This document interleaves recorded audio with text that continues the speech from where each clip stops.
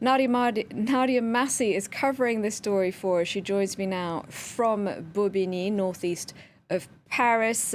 President Macron there with the Interior Minister. Nadia, what is President Macron expected to say?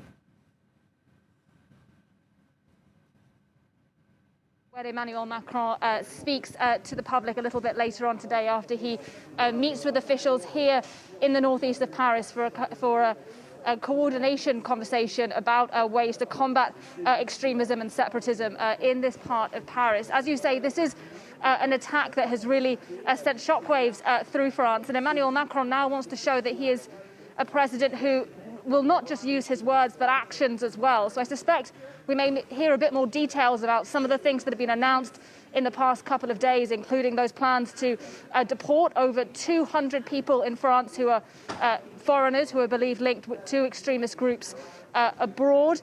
Plans as well to close down several Islamist institutions that may be providing cover for extremist ideology. We know that includes, at least temporarily, a mosque not far from here in Pantin, where the imam of the mosque was among those circulating information calling for this teacher, Samuel Paty, to be targeted because of the images that he showed his students in that classroom. So I suspect more specifics from Emmanuel Macron on the crackdown the government intends to implement on jihadist groups and Islamist extremists in the coming days. And I suspect he will also want to try and reassure French people who, as I say, are deeply shocked by this crime.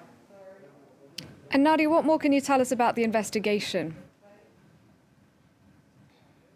Well, look, the investigation is progressing pretty fast. The latest information that we have today is that the attacker, the 18-year-old who had been in Normandy and came to Paris to carry out this attack, we had thought previously that perhaps he was working alone, that he had seen this information online circulating, threatening this teacher, and that he had acted independently. What we now understand is that apparently he had had contact with one of the parents at the school, a parent of a girl who would have been in Samuel Paty's classroom but didn't attend classes that day. So that's suggesting a kind of degree of coordination here that perhaps we hadn't initially known about.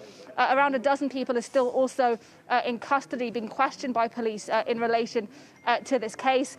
Some of them family members of teachers, of students at the school, as well as a prominent imam who had been posting a video online calling for Samuel Paty to be targeted in this case. So the investigation continues. The police, like the government here, really want to show that they're making progress, that they're cracking down on the individuals who were involved in this crime and on the wider causes of Islamist attacks like this. Thank you very much, Nadia. Nadia Massih reporting.